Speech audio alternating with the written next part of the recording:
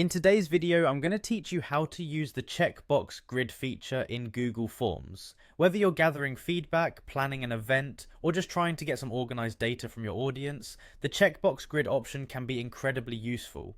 It allows respondents to select multiple options in a structured manner, perfect for when you need more complex data input. So let's dive right in and see how you can set up your own checkbox grid. First, you'll want to start by heading over to Google Drive. This is your central hub for accessing all the Google Docs applications, including Google Forms.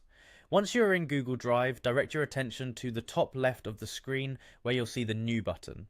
Clicking on this will open a drop-down menu. From here, you need to select Google Forms, which is generally located under the More submenu if it's not immediately visible. Once you've selected Google Forms, you'll be presented with two options, a blank form or a template.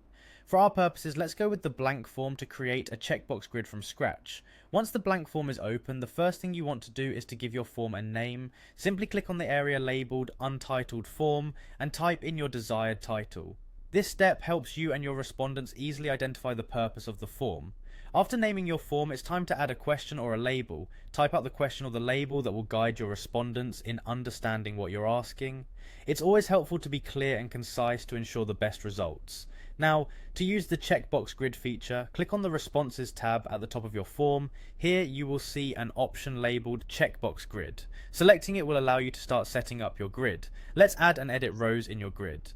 Each row represents a question or criterion you want your respondents to consider. For example, if you're planning a team event, rows could represent different activities and columns could represent the days they are available. With your rows in place, go ahead to the column section. Each column will represent different options to choose from, such as different days of the week, times, or categories.